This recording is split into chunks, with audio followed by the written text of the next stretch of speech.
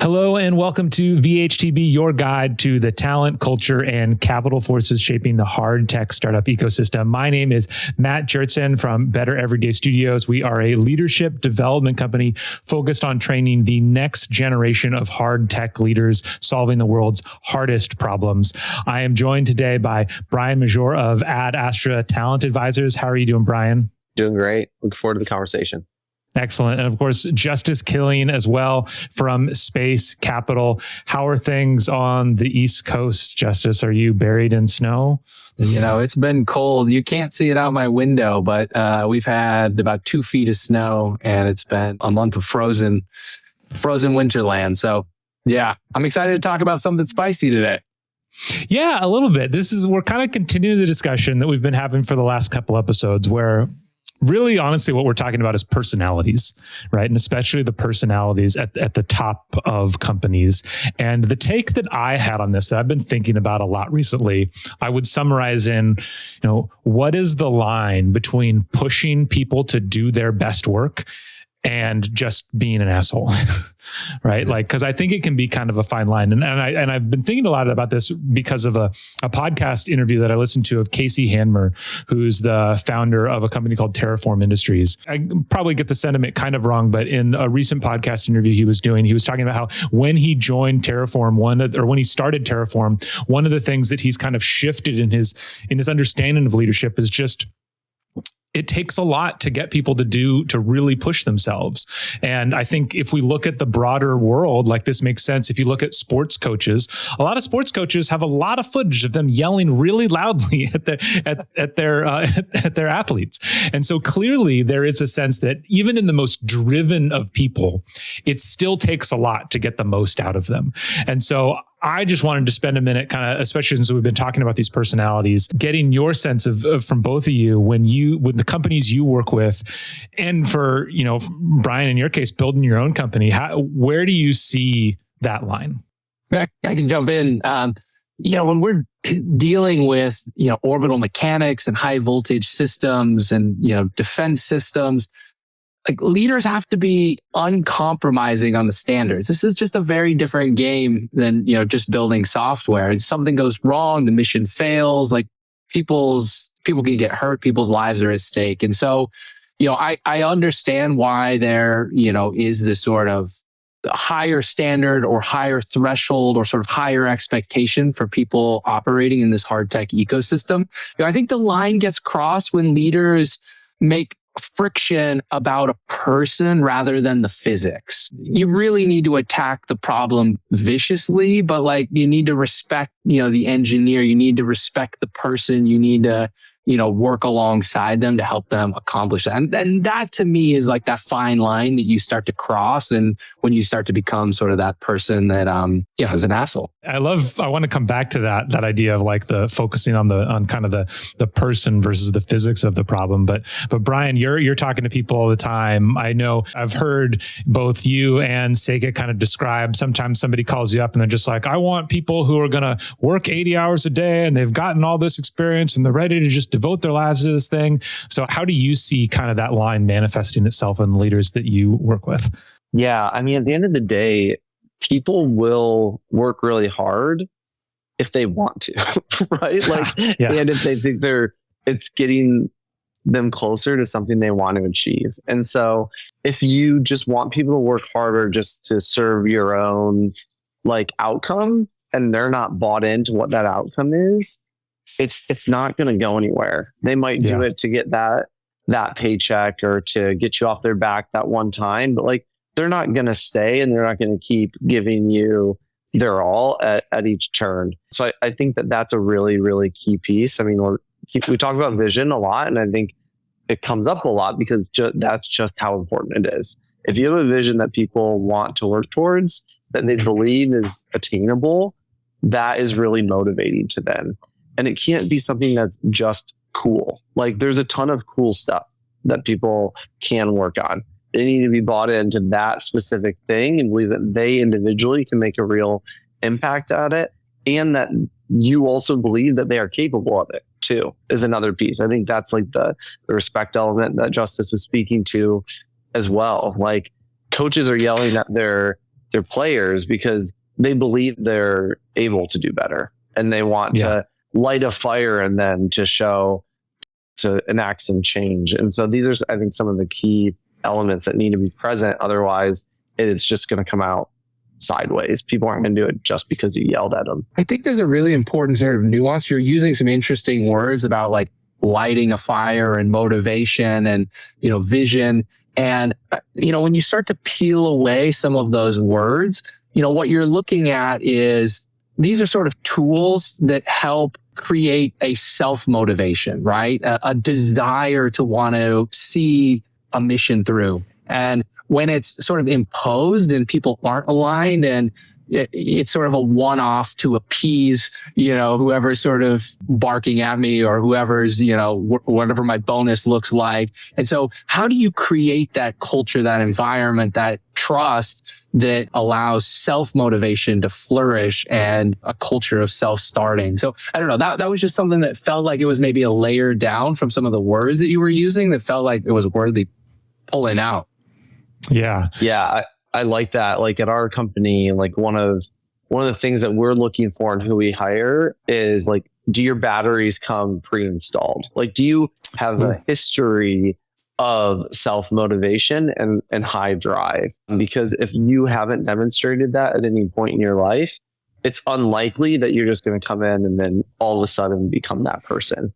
And we also similarly speak to like this image of a duck where it's like calm and cool above the water, but like under that duck is kicking and paddling super hard. Like, do you have the ability to like be really stabilizing and also super high drive? Everybody gets motivated in different ways. I think that's, going back to this recruiting idea as well. It's like, that's why in recruiting, it's probably so important that you make it really clear who you are and what kind of company you are. There are people who, as long as they know like it's real and as long as they know it's serving a mission, like they can get yelled at all day long. They can have every mistake pointed out to them and it does nothing but like get them more excited and they want to prove themselves and it just feeds their fire.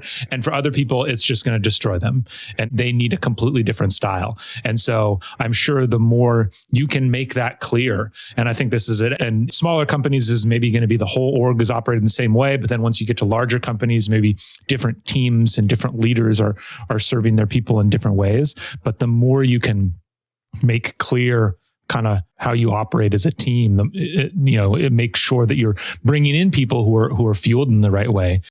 One really interesting dichotomy that I wanted to point out, kind of this come up in this discussion, is when you were talking about pointing out problems or criticizing or driving things, it was like one of the things you mentioned was the importance of not focusing on the problem, but focusing on the physics, right? It's like the physics is what we're trying to, not focusing on the person, but focusing on the physics. Yeah. And not personalizing kind of the critique. Whereas when we talk about like kind of the motivational side of things, it's all about the personal, right? It's all about making sure things really are true to that person. Does that sound, it's almost like the praise in public, criticize in private kind of thing. Is that a right dichotomy of like when the motivation needs to be the personal and then the criticisms need to be more like of the problem?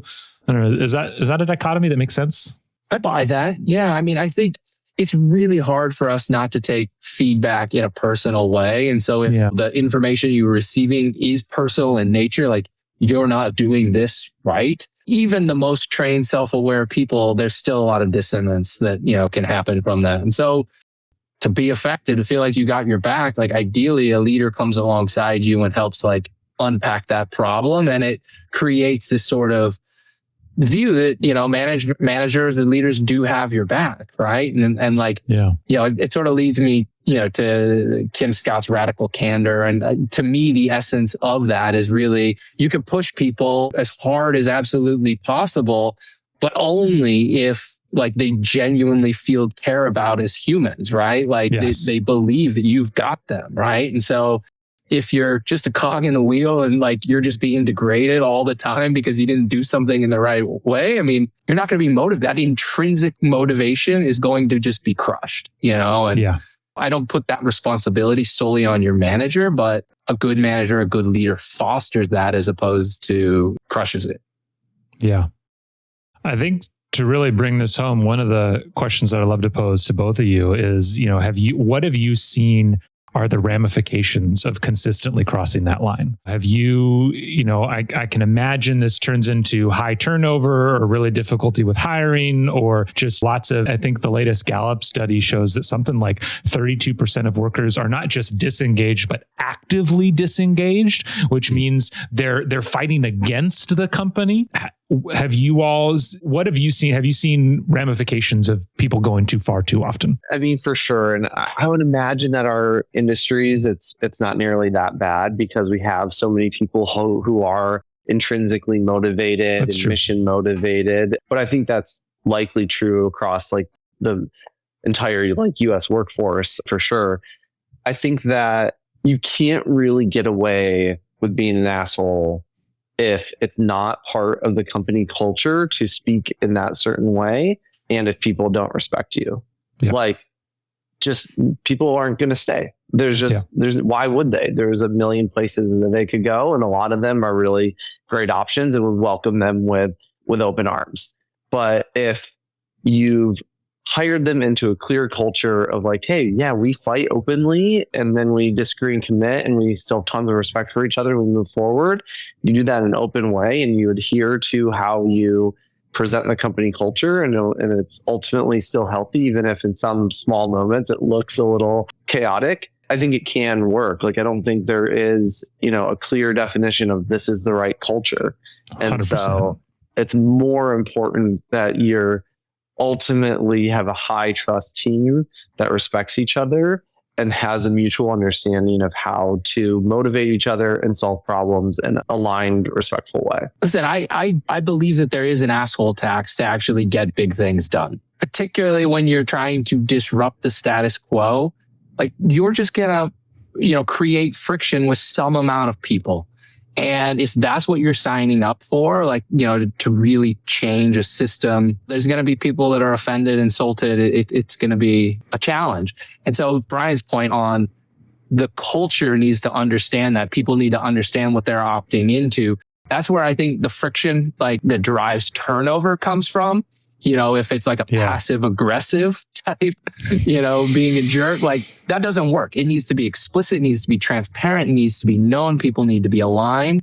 And ultimately, I think the way people are able to thrive in that environment is to believe in what they're doing and actually see the fruit of what their efforts materialize into something. Like, they need to be able to push something forward. If you're constantly being shut down, if your ideas are never heard, if you don't feel that's an important one, to actually feel heard, right? To feel heard and to feel like you're being contributing. That people can grind and sort of be in a tough environment for a long period of time if you actually feel valued. And I think being heard and feeling like you're contributing is a very critical way of feeling valued. I wouldn't say that I ever really worked for any assholes, but I worked at SpaceX, and I think a lot of people would call Elon an asshole. And there's some of that culture there, and it came with like a really high bar of execution, and knowing that if you weren't going to hit that high bar, you would be called on it, right?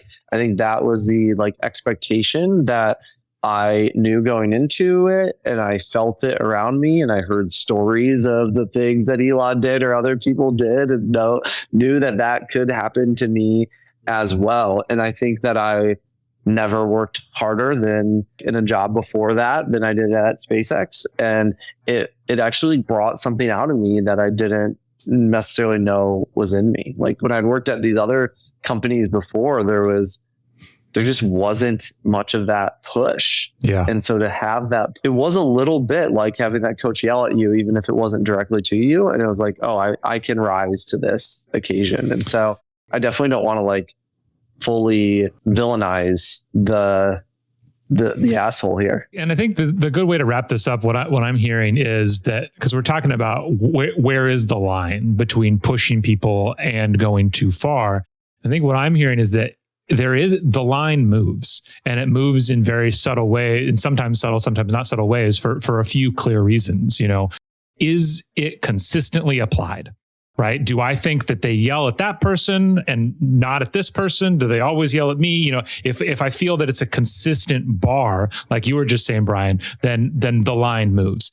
If I'm really bought into the mission and really care about it deeply, then the line moves. If my leader has shown that they care about me and I feel heard, then the line moves. If this anger and vitriol is aimed at the physics and the problem versus people, then the line moves. And so it's really thinking through the holistic picture of what is the culture of our organization and how do all of these things interact versus trying to say like, this is the line. Once you cross it, you're an asshole, you know? And so, yeah. Yeah. I mean, if you're in a seat, the bar is at some point, at some level for that seat. If you're underperforming to that seat and you're below that bar, if no one tells you, and I'm not saying you have to be an asshole to tell them, there's other ways of doing it too, but like if no one tells you that and then they just kind of like quietly move you to another role or fire you, they don't give you the feedback, they don't motivate you somehow, they're not actually doing you any service, right? Yeah. So the point here is to see like if you're below the bar, you're actually receiving like useful feedback and information to know that there's a gap that needs to be. And I think that's like really, really valuable. Yeah. Yeah. And so I think ultimately for any manager out there trying to think about what they're doing, it sounds like it really comes down to just like, are the things I'm doing the best way to drive performance forward? Like, and like really thinking through that question, because there's a lot of different factors to that, but that's how you can really decide which side of the line you're on. Where on one side, you're really driving performance. On the other side, you're just kind of venting emotions. And like, am I doing this in a way that aligns with the culture of the company and that aligns with the motivations and the personality of the individual? If both those things are true, you're definitely not being an asshole. Yeah. Perfect. Awesome. Well, thank you so much for the discussion. I look forward to seeing whether or not the algorithms flag this episode on YouTube as explicit. I don't know how they work. And I think this is the first time we've ever had any kind of discussion that might happen. So I'm excited to see what happens. And I'm excited to talk to both of you next time. So thank you. I know. Can I share this one with my parents? We'll see. Yeah, exactly. Awesome. Okay. See you guys.